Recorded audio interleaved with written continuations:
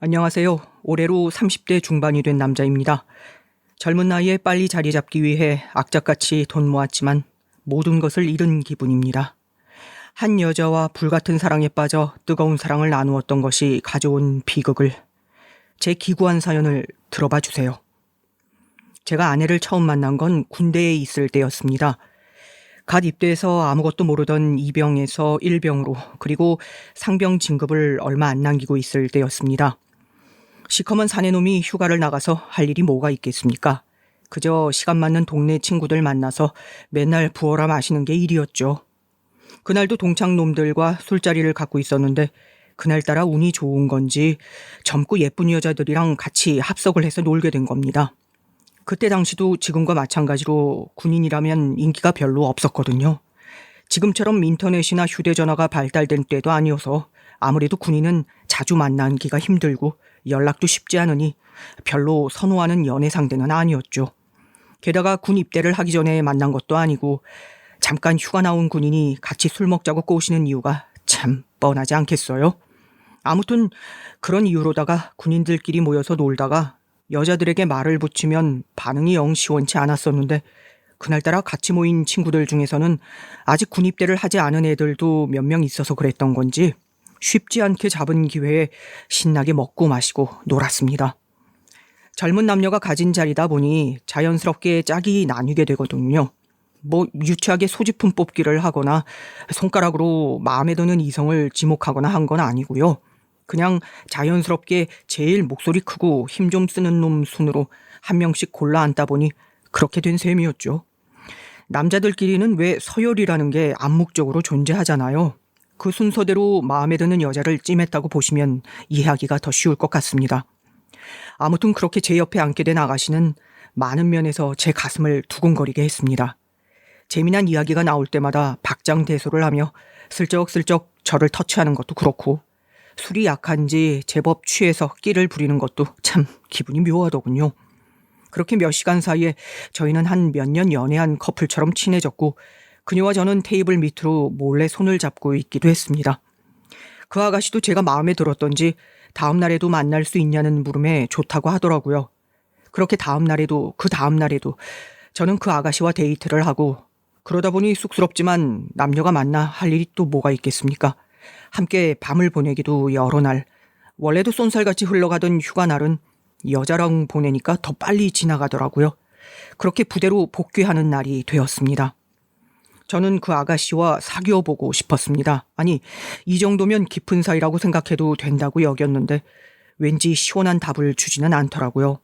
언제 부대로 면회 한번 올래라는 말을 해도 그냥 알 수 없이 빙글빙글 웃기만 하고 부대에서 생각나면 전화를 걸어도 되냐고 물어도 그걸 왜 나한테 묻냐고 하고 싶은 대로 하라는 말만 돌려서 하는 것 같았습니다.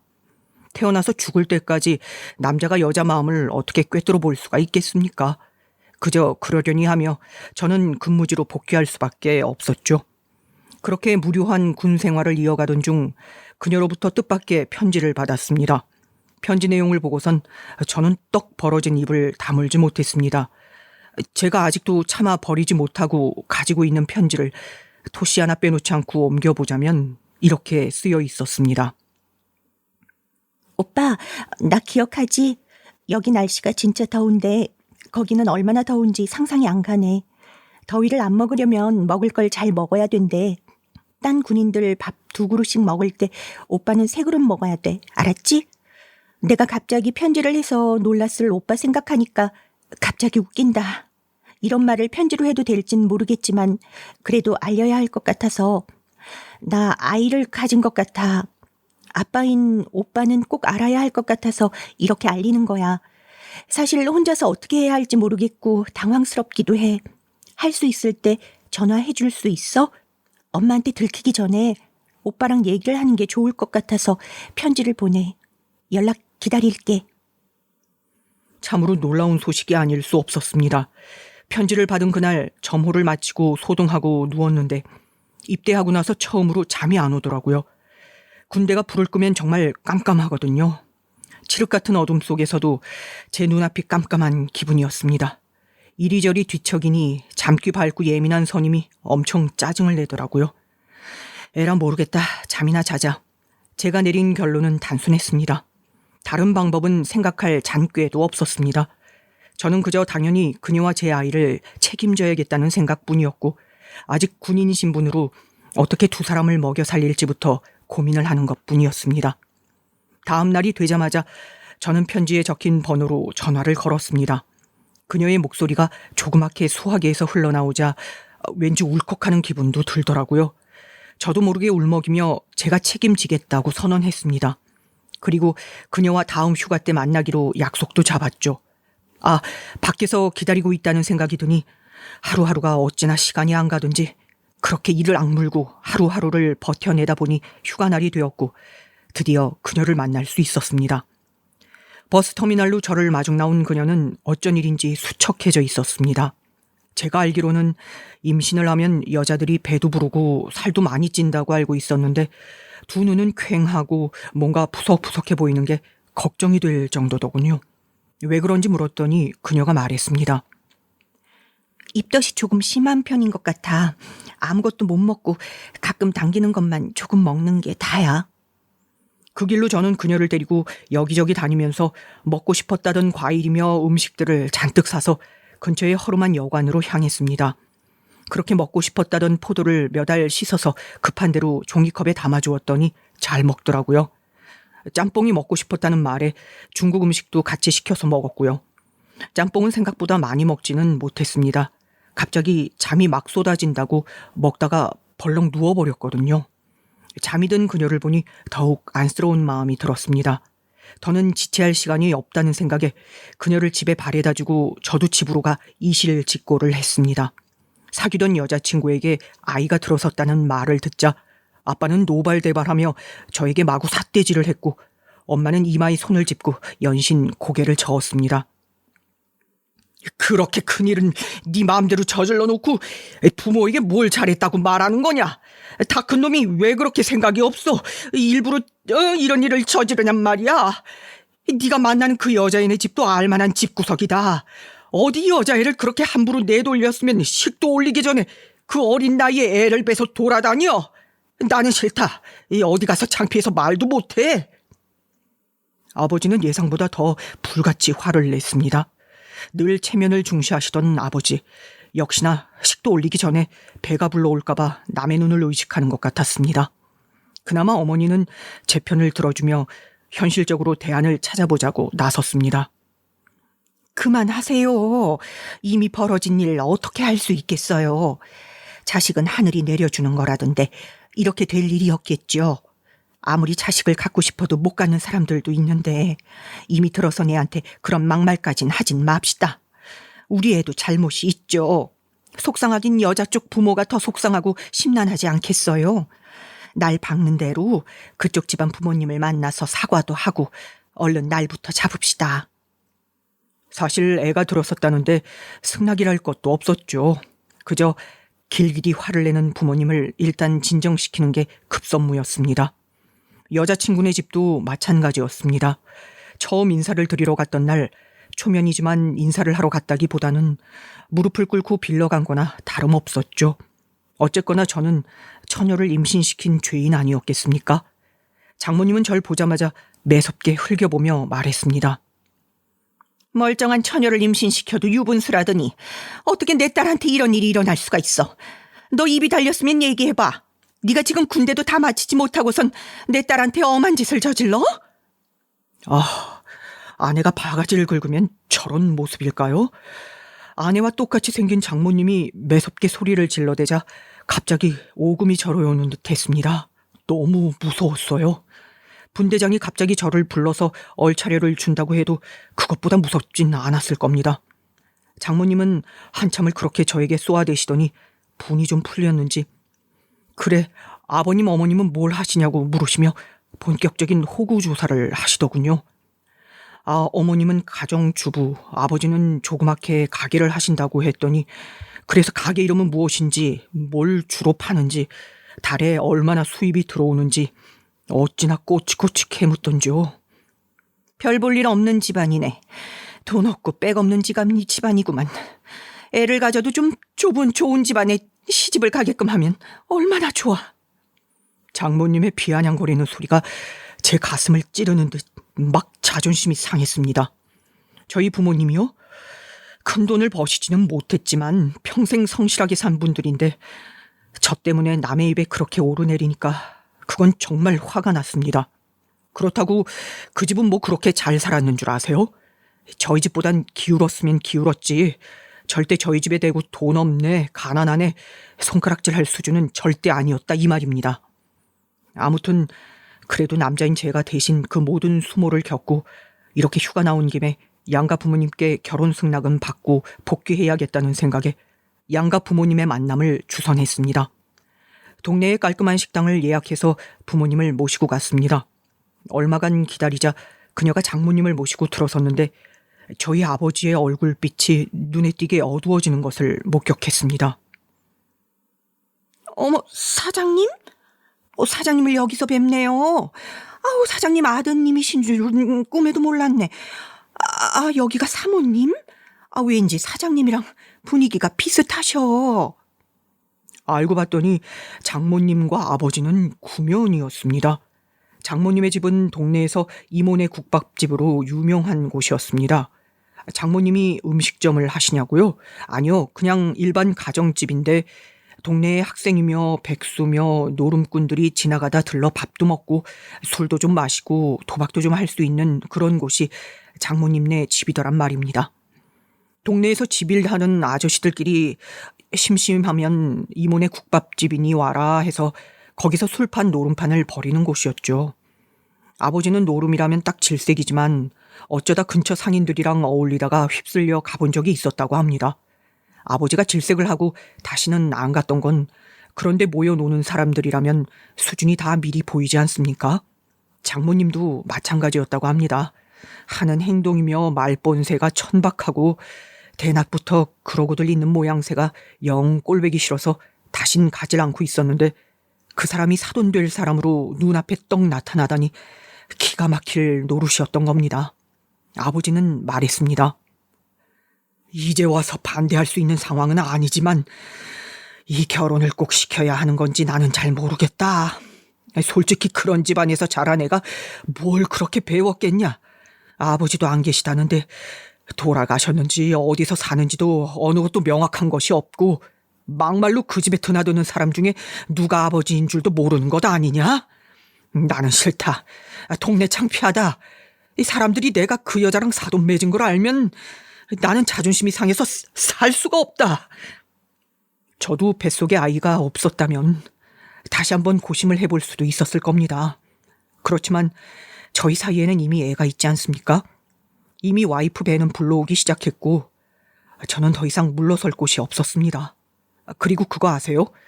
제가 중간에 눈이 돌았는지 머리가 어떻게 됐는지 그런 환경에서 자란 아내가 참 불쌍하게 여겨지기도 하더군요.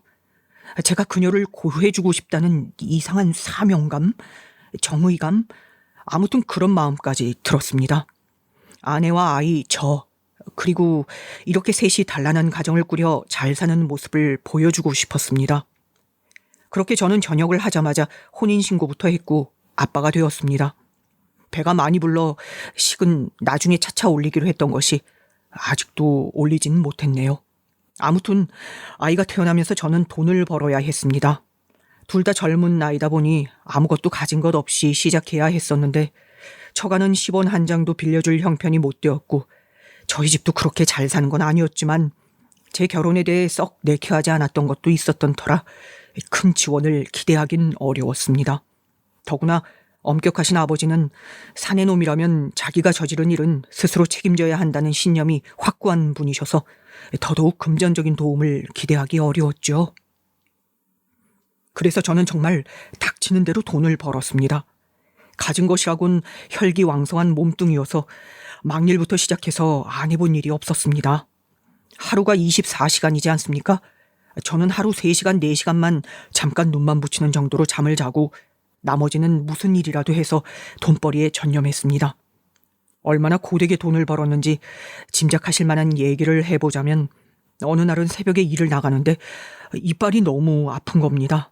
이빨이 아프니 머리도 아프고 눈알은 빠질 것 같고 어금니를 꽉 물고 양옆으로 왔다 갔다 몇 번 했더니 통증이 줄어드는 것 같아 하루 종일 그러고 일을 다녔더니 글쎄 어떻게 된 줄 아세요? 어금니 하나가 빠져버리더라고요. 정말입니다. 입에서 갑자기 비릿한 맛이 올라와서 뱉어냈더니 피와 침덩어리와 함께 이가 하나 툭 떨어지는데 당신 심각하게 여기지도 않았습니다. 그냥 말로 쓱 밀어버리고 다시 일을 하러 갈 정도였죠. 그만큼 일을 악물고 돈을 벌었다는 겁니다. 그런데 이상하게도 돈이 잘 모이지 않았습니다. 워낙 보수가 높지 않은 일을 했던 탓도 있었겠지만 그래도 저는 버는 족족 아내에게 돈을 가져다 주는데 가끔 통장을 들여다보면 돈 10만 원도 남아있지 않을 때가 더 많았습니다.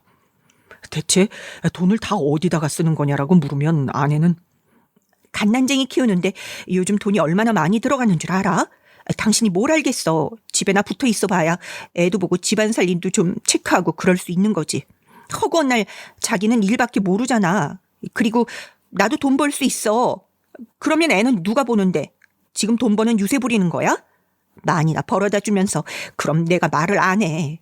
그러게 적금도 들고 하게끔 좀만 더 벌어와 봐.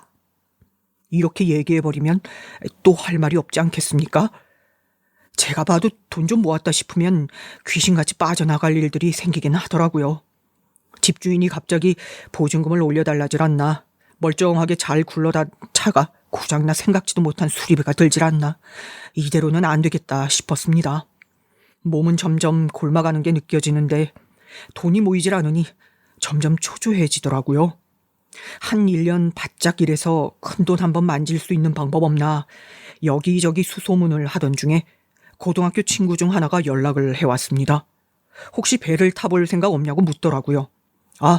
내가 왜 그 생각을 못했지? 무릎을 탁 쳤습니다. 장기간 집을 비워야 한다는 것이 흠이긴 하지만 그래도 배를 타는 동안에는 돈을 쓸래야 쓸 방법도 없지 않겠어요?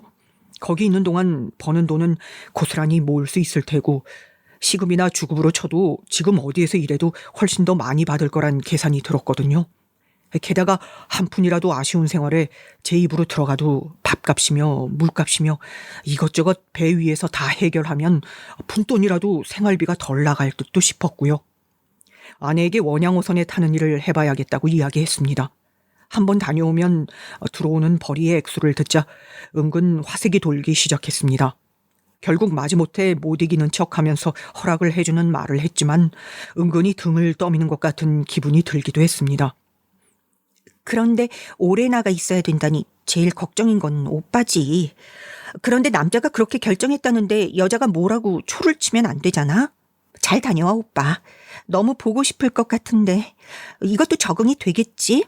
누가 그러는데 주말 부부 하면 부부 정이 더 깊어진대. 우리는 주말 부부도 아니고 뭐라고 해야 하지? 연말 부부? 그럼 더 근술이 좋아지는 것 아니야? 얼마나 오래간만에 들어보는 아내의 애교 섞인 말인지 없던 힘도 불끈 샘솟는 것 같았습니다. 그렇게 저는 원양어선에 오르게 되었습니다. 처음 시작한 건 그나마 6개월에서 7개월 동안 승선하는 단기 작업이었습니다. 원양어선을 타는 일은 어떻게 보면 생각보다 수월하기도 어떻게 보면 견딜 수 없이 힘든 일이기도 했습니다. 낮에 하는 일은 생각보다 의외로 편했습니다. 그냥 위에서 시키는 대로 하면 됐거든요. 생각보다 크게 힘쓸 일도 없고 어려운 일을 시키는 것도 아니었습니다. 복병은 의외의 것들이었습니다. 덩치가 큰 저에게 가장 힘들었던 건 배정된 방이 너무나 작다는 것이었습니다. 어찌나 좁은지 자려고 방에 누우면 꼭 관에 들어가 누운 것 같은 기분이 들더라고요. 그뿐인 줄 아십니까? 장기간 밀폐된 공간에서 지내야 하다 보니 이불이며 베개에 바퀴벌레나 빈대는 옵션이었습니다. 고요한 밤 자려고 누우면 파도를 따라 시계추처럼 흔들다 잠이 들어야 했습니다. 저를 가장 힘들게 했던 건 가족들과 단절된 고독한 삶이었습니다.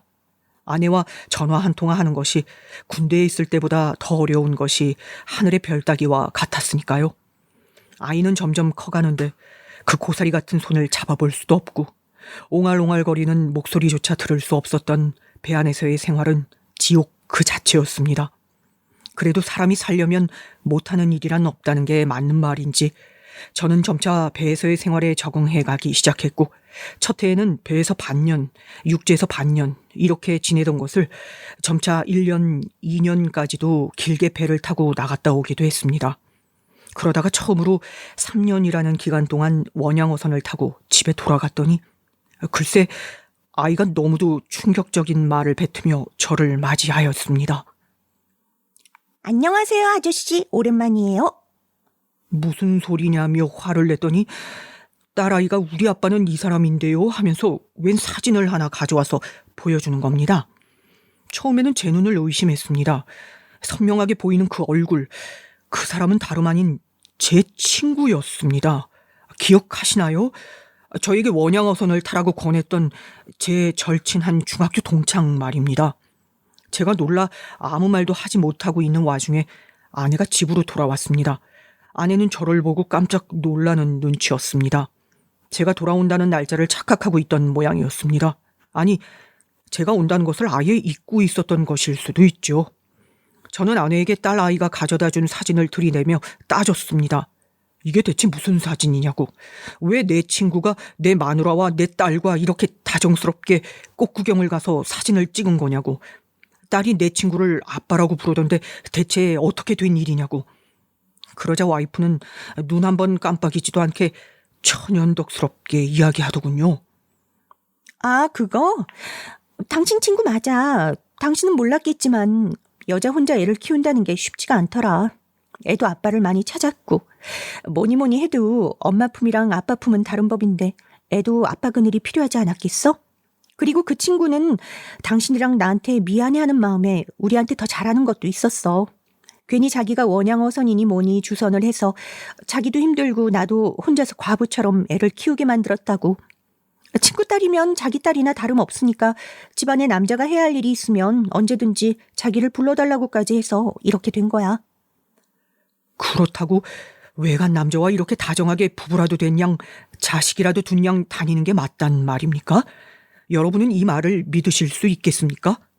와이프에게도 그렇게 되물었더니 적반하장이 따로 없었습니다. 처음에는 나도 아무 생각 없었어. 근데 어느 날은 엄마 집에 놀러 온 아저씨들이 서로 시비가 붙었는데 그걸 해결할 사람이 아무도 없었어. 내가 나섰겠어. 엄마가 나섰겠어. 그때 우리 모녀를 도와준 게 바로 자기 친구야. 그뿐인 줄 알아? 우리 딸은 유치원에서부터 학교 다니면서까지 아빠 없는 애라고 얼마나 놀림을 당했는데 그 서름을 여기저기 애 데리고 다니면서 풀어준 게 자기 친구인데 고마워하지는 못할 망정 지금 대체 뭘로 의심하는 거야? 사람들이 그러대. 원양어선 타는 남편들이 그렇게 의처증이 심하다고. 당신도 그런 거야? 배 타면서 의처증 심한 사람들이랑 몇 년을 부대끼다 보니 그런 정신 이상도 옮아온 거야? 이렇게 마치 저를 의처증에 걸린 정신 이상자로까지 취급하는데 제가 무슨 할 말이 더 있겠습니까?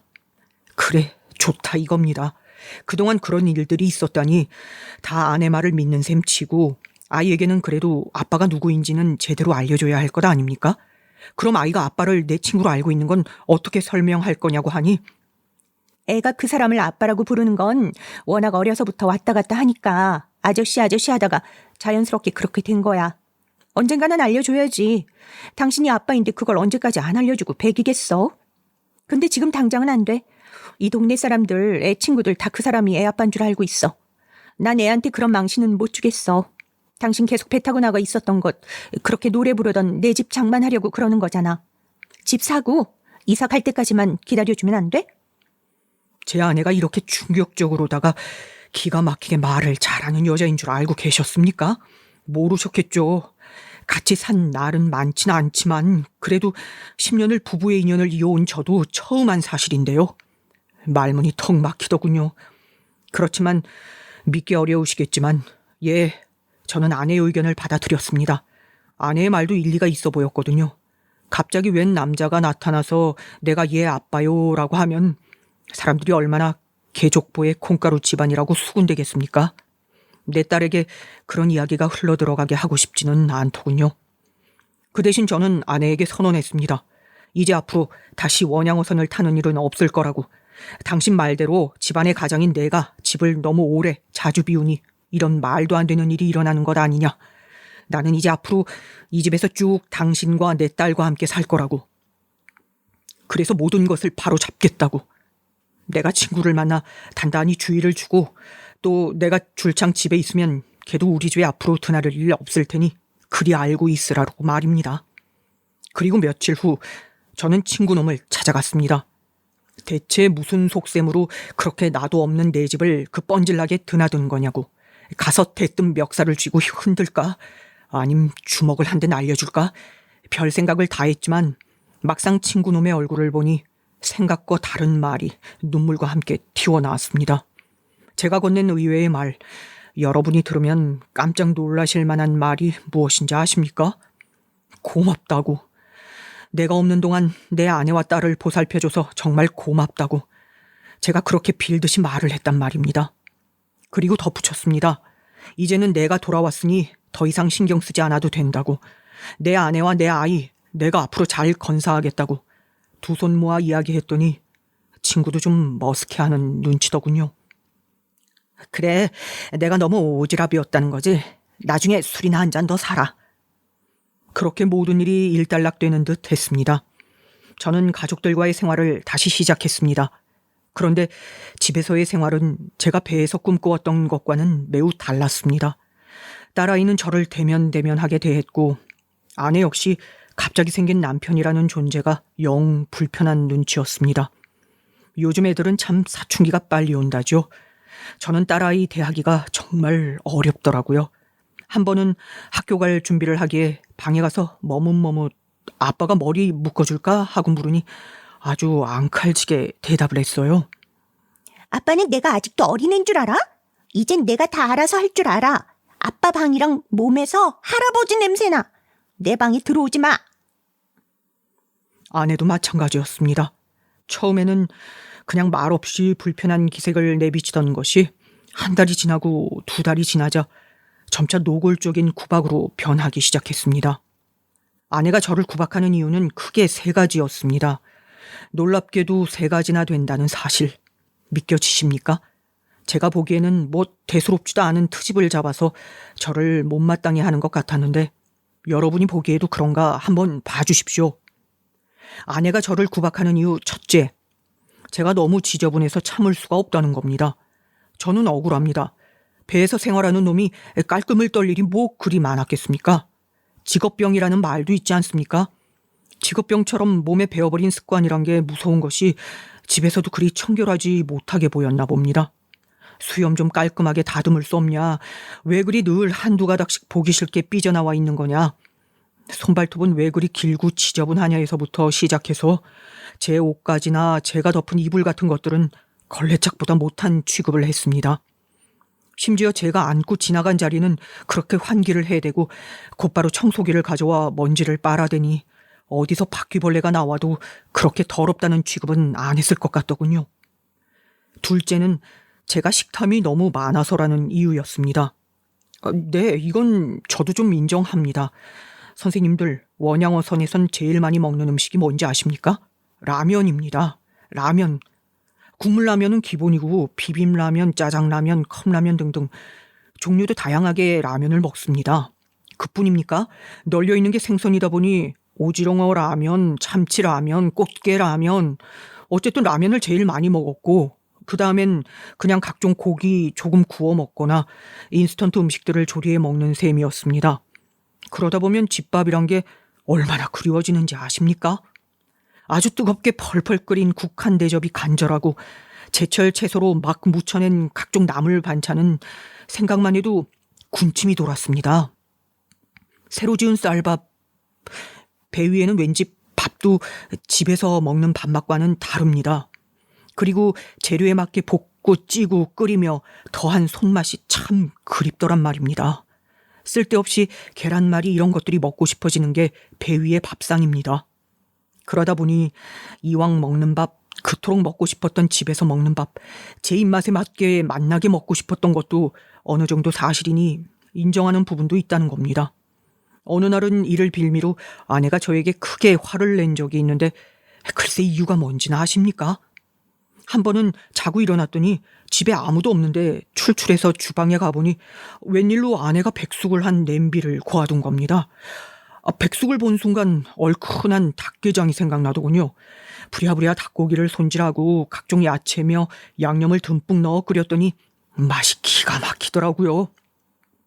그렇게 내 입맛대로 백숙을 닭게장으로 끓여 한 대접 퍼서 먹고 있었는데 외출하고 돌아온 아내가 저를 보고 질린다는 듯이 말했습니다. 정말 지긋지긋하다, 지긋지긋해. 기껏 생각해서 백숙 끓여놨더니 그것 좀 그대로 먹으면 안 돼? 무슨 남자가 그렇게 부엌살림 뒤지는 걸 좋아해. 뭘 해줘도 고지곳대로 먹는 일이 없어. 여자들이 그런 걸 얼마나 스트레스 받고 끔찍해하는 줄 알기나 해? 네, 먹을 때도 개도 안 건드리는 말은 다 옛날 말입니다. 저는 이렇게 또 밥 한 끼 차려 먹었다는 이유로 아내에게 욕을 먹고야 말았습니다. 그뿐인 줄 아십니까? 아내는 그냥 제 존재 자체를 구박했습니다. 집에 있으면 집에 있는다고 구박. 답답해 죽겠네. 하루 종일 집에 틀어박혀서 나가지도 않고. 당신 그러고 있는 꼴 보면 차라리 내가 밖에 나가고 싶어. 그렇게 나가잖아? 당신 그러고 있는 걸 보기 싫어서 다시 들어오기도 싫어. 외출을 하면 외출을 한다고 구박. 밖에 나가서 돌아다니는 것 좀 안 하면 안 돼? 동네 사람들이 당신이 누군지 궁금해하잖아. 내가 아직은 곤란하다고 했는데 왜 자꾸 돌아다녀서 동네에 이상한 소문이 돌게 해? 아니 이건 뭐 어쩌라는 거냐고요. 이쯤이면 제 존재 자체가 문제라는 거죠. 그렇죠? 아내는 넌지시 경제적인 압박도 주기 시작했습니다. 아니 그래서 앞으로 어쩌겠다는 거야? 배는 안 탄다면 안 타는 거고 그럼 무슨 방법으로 돈을 벌 셈이야? 나는 애 키우면서 돈 벌어서 남편 먹여 살리는 일까지는 못해. 그러니까 그런 줄 알고 어떻게 돈을 벌어서 가족을 먹여 살릴 건지 궁리해서 알려줘. 제가 어떻게든 새로운 밥벌이를 찾을 때까지라도 아내가 용돈이라도 좀 융통해주면 좋겠다고 혼자 내심 바라고 있었는데 마누라요? 몇 년 동안 타지에서 배 타느라 고생했다고 단 며칠이라도 편히 쉴 수 있게 해주는 것도 아니요. 아무리 돈이 없고 궁해 보여도 담뱃값 1,000원 준 적이 없었습니다. 그러던 어느 날 저는 소름 끼치는 진실을 알게 되었습니다. 그날은 어머니가 제가 육지로 돌아왔다는 소식을 듣고 본가에 좀 들렀으면 하시기에 오랜만에 본가에 갔던 날이었습니다. 그래도 몇 년 만에 부모님을 찾아뵙는데 수중에 돈이 한 푼도 없어서 빈손으로 가야 하는 신세였는데 차마 발길이 떨어지지 않아서 동네 정육점에 외상이라도 달라고 하면 안 되려나 하고 기웃거리다가 그만 집으로 다시 돌아왔던 날이었습니다.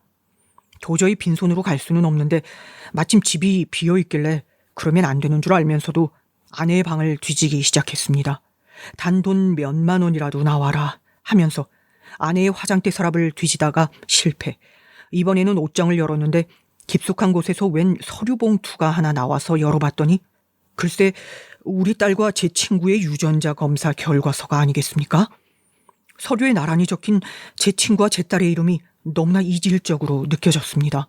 그리고 그 옆에 있는 숫자, 그 99.99% 확률로 제 딸이 제 친구의 딸이라는 내용은 저의 머리를 누가 망치로 때린 것처럼 멍해지게 만들었습니다. 그 서류만 있었던 게 아니었습니다. 충격적이게도 저와 제 딸의 유전자 검사 결과지도 있었습니다. 확인 사살이라고 할까요? 제 딸과 저는 99.99% 확률로 친자가 아니더군요. 참을 수 없는 분노가 올라와 그 서류들을 모두 찢어버리려고 했지만 가까스로 이성을 되찾았습니다. 이 중요한 증거를 제 손으로 없애버릴 수는 없지 않겠습니까? 저는 이 모든 걸 삼자 대면을 통해 확인하고 싶었습니다. 그날 밤 아내에게 제안했습니다. 생각해보니 내가 없을 때 친구가 우리 가족을 돌봐준 게 정말 사무치게 고마운데 고마운 마음을 표현한 적이 없었던 것 같다고. 이참이 자리를 만들어서 좋은 식사도 대접하고 작게나마 성의를 표하고 싶다고요. 아내는 좀 당황한 눈치였습니다. 앞으로 절대 얼굴도 안 볼 것처럼 해놓고 왜 갑자기? 그냥 나중에 만나면 안 돼? 저는 인간관계라는 게 타이밍이 중요한 건데 지금 때를 놓치면 아예 영영 인연이 끊길 수도 있지 않겠느냐고 말했습니다. 그러면서도 조금 찔렸으면 하는 마음에 이런 말도 했죠. 그래도 명색이 우리 딸이 아빠 하면서 따르던 사람인데 애도 내 친구가 보고 싶지 않겠어? 당신 말만 따라 우리 딸을 위해서라도 너무 갑자기 매몰차게 인연을 끊지는 말아야지. 그렇게 저는 친구를 저희 집에 초대했습니다. 친구는 아내가 좋아하는 포도 한 박스, 아이가 좋아한다는 문구류와 장난감 같은 걸 잔뜩 가지고 왔더군요. 아, 이렇게 사소한 것에서부터 아파트가 줄줄 나는데 그걸 지금까지 모르고 있었다니. 멍청한 제 머리를 스스로 땅에 찍고 싶은 심정이었습니다. 그러고 보니 제 친구와 딸은 참 많이 닮았더군요. 식사 시간 내내 유심히 지켜보니 이목구비가 아주 판박이인 것을 제가 몰라봤더라고요.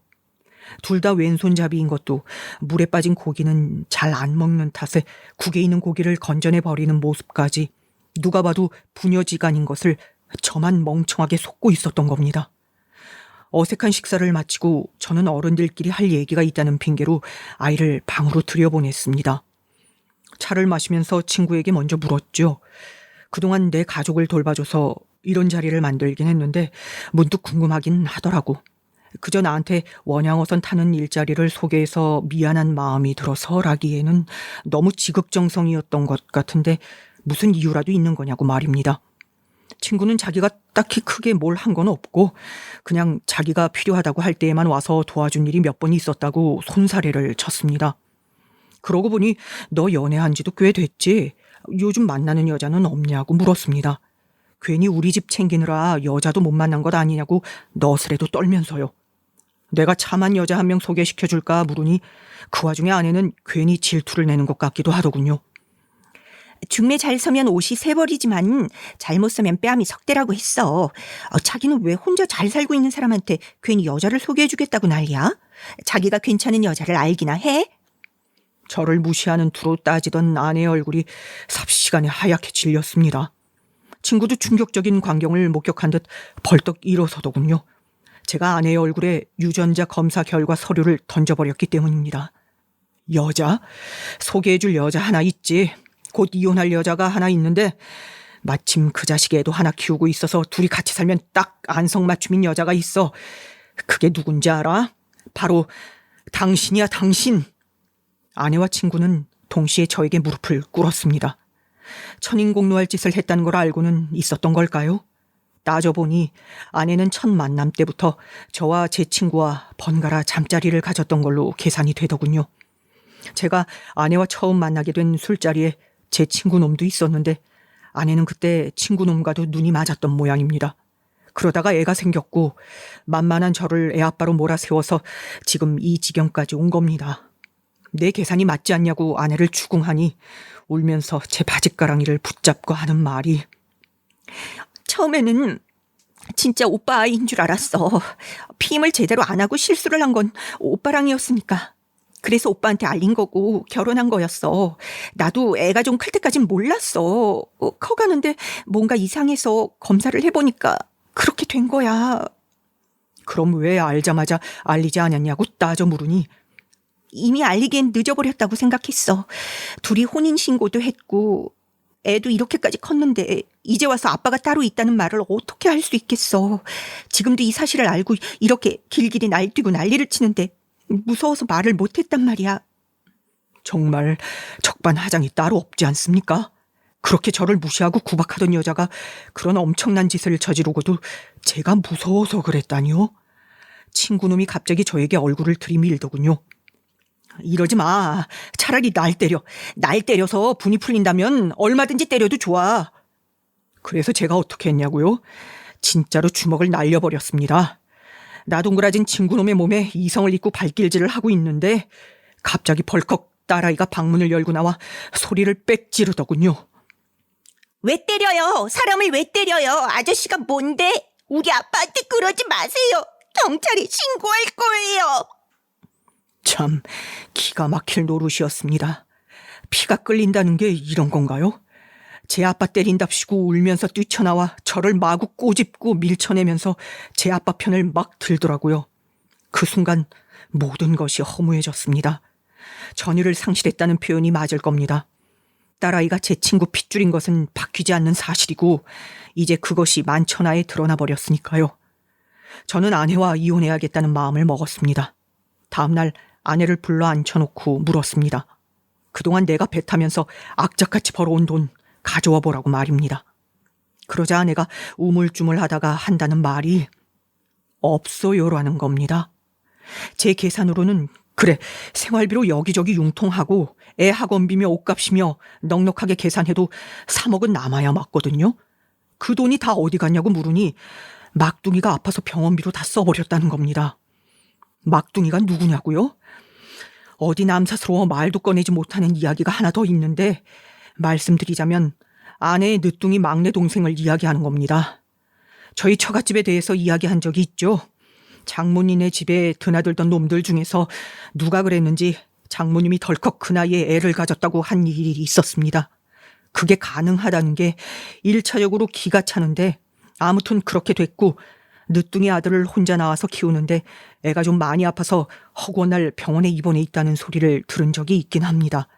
그런데 그 병원비를 아내가 다 대고 있었다니요. 그건 금시초문이었죠.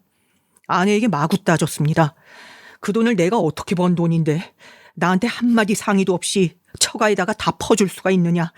지금 당신이랑 헤어지면 나는 위자료를 받을 처지에 내 돈만 챙겨서 깔끔히 헤어져 주겠다는데 지금 내 돈도 못 준다니 그럼 어떻게 하자는 속셈이냐고 말입니다. 그 길로 장모님과 애가 입원한 병원으로도 찾아갔습니다. 이게 한번 남이라고 생각하고 정이 뚝 떨어지니 그쪽으로는 제 돈 10원 한 장도 들어가는 게 아까웠습니다. 당장 원무과에 찾아가 난리를 피웠습니다. 그동안 저도 모르게 제 돈이 이 병원에 입원한 남의 환자 입원비로 쓰이고 있었던 걸 알게 되었으니 당장 퇴원시키라고. 그렇게 한참을 난리를 피우자 어디서 연락을 받았는지 헐레벌떡 뛰어오는 이가 있었는데 달려와 제 양팔을 결박하는 이의 정체를 보고 저는 아연실색할 수밖에 없었습니다. 바로 제 친구놈이 버선발로 뛰어와 저를 만류하는 겁니다. 네가 또 여길 왜 오냐? 이제는 대놓고 우리 집 가장 노릇을 하는 거냐고 물으니 갑자기 엉엉 울면서 저에게 무릎을 꿇더군요. 자기가 진짜 저에게 몹쓸 짓을 해서 자기 자식이 대신 큰 벌을 받는 것 같다고 무슨 소리냐 물으니 하는 말이 정말 어이가 없었습니다. 사실 여기 입원한 아이도 내 아들이야. 너가 배 타고 나가 있는 동안 자주 왕래했더니 둘째가 생겼고 이것도 차마 알릴 수 없어서 일단 장모님이 낳은 걸로 하고 장모님 호족에 올려서 키운 거야. 근데 애가 자꾸 아팠어. 내가 버는 돈으로는 치료비가 감당이 안 되는데 어떻게 할 수 있는 방법이 없어서 너한테 일자리를 추선한 거였어. 미안하다. 제 인생에 정말 끔찍한 일이 벌어졌습니다. 호구도 이런 호구를 잡힐 수가 있을까요? 저는 20대 때는 제 순정을 다 바쳤고 30대인 오늘날까지는 몸을 다 바쳐서 돈벌이에 전념했습니다. 그 결과가 이렇게 끔찍하다니 저는 이 모든 사실을 받아들일 수가 없었습니다. 저는 그 모든 사실을 알고 난 후 매일을 술로 보냈습니다. 어찌할 도리가 있나요? 믿고 힘든 현실을 받아들일 수도 그렇다고 잊어버릴 수도 없으니 말입니다. 그렇게 괴롭게 하루하루를 보내는 걸 저희 부모님이 알게 되셨고 부모님은 집으로 돌아오라 하셨습니다. 네가 마음고생이 참 심했겠구나. 그렇지만 아들아, 네 나이 이제 30대 중반, 또다시 못 일어설 일이 무엇이 있겠느냐. 힘들게 배 타서 고생하고 벌어온 돈을 많이 잃긴 했지만 또 그 기회로 몸소 배운 것들은 그대로 네 안에 있지 않느냐. 다 잊어버리고 새 출발하는 것이 가장 너를 위한 일이 될 것 같구나. 믿을 수 없이 비정상적인 일들이 연달아 일어났던 터라 몸과 마음이 지쳐 있었는데 어머니의 자유로운 말들이 저를 어루만져주는 것 같았습니다.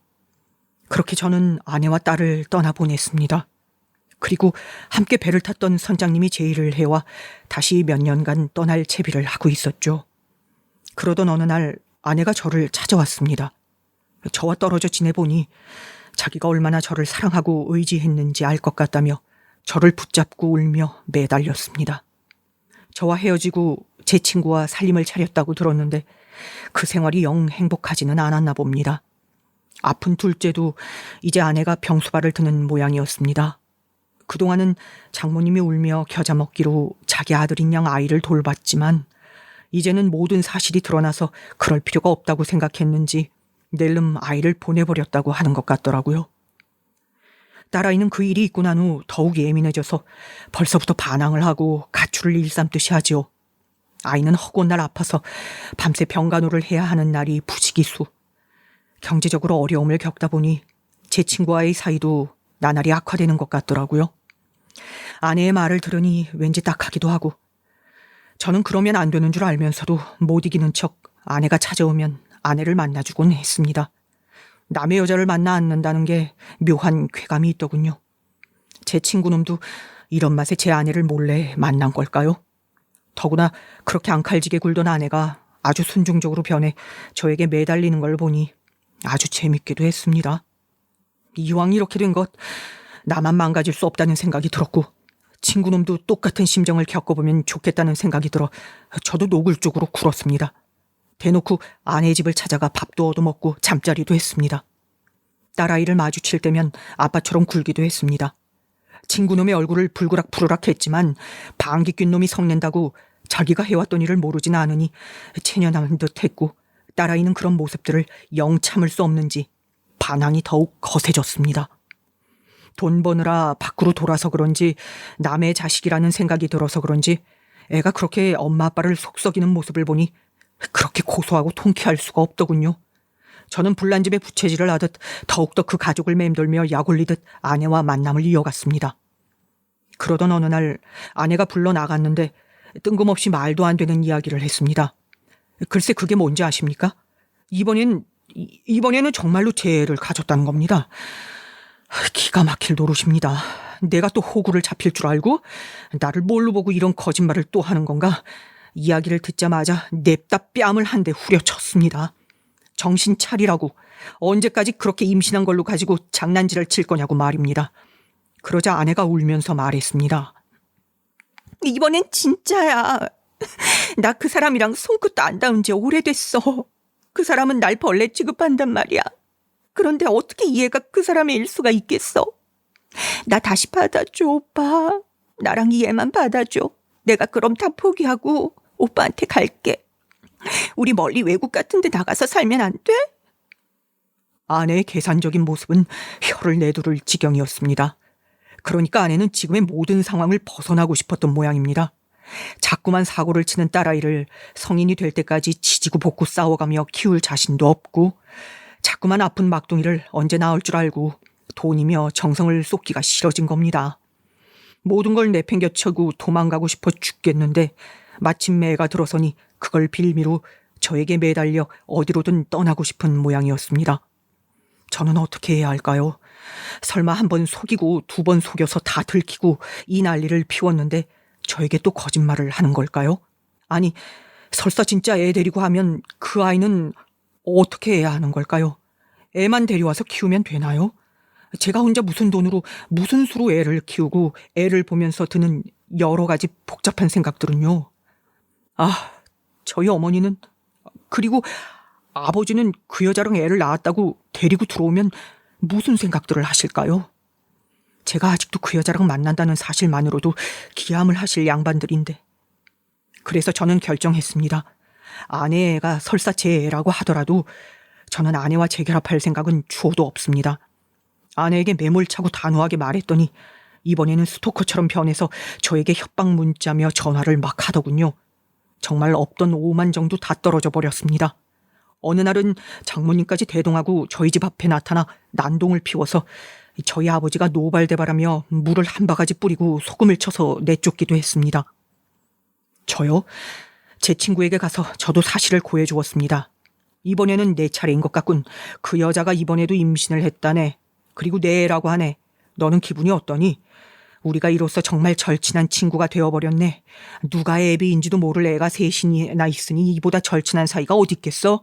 라고 비아냥거려 주었더니 아주 온몸을 부들부들 떨더군요. 듣기로 친구와 아내가 사는 집에서는 매일 곡소리가 난다고 합니다. 친구가 매일같이 아내를 흠씬 두들겨 패면서 사는 것 같더라고요. 그래도 헤어졌다는 소식은 안 들리는 걸 보니 친구가 그 아이를 받아들이고 함께 살기로 한 모양입니다. 상관없습니다. 저는 이제 그들에게서 이 한국 땅의 미련을 버리고 떠다니는 삶을 살기로 했습니다. 며칠 후 저는 배를 타고 어디론가 떠납니다. 이번에는 5년이라는 긴 시간 동안 돌아오지 못할 겁니다. 그 사이에 아내는 또 아이를 낳고 어쩌면 또 누군가와 바람을 피우고 어떻게든 살아가겠죠. 그 아이와는 정말 제 자식이라면, 인연이 된다면 망망대해 한가운데서라도 한 번쯤은 만나게 될지도 모르겠다는 생각입니다. 제 길고 긴 이야기를 들어주셔서 감사합니다. 여러분께서는 이런 일을 겪지 않았으면 하는 바람뿐입니다.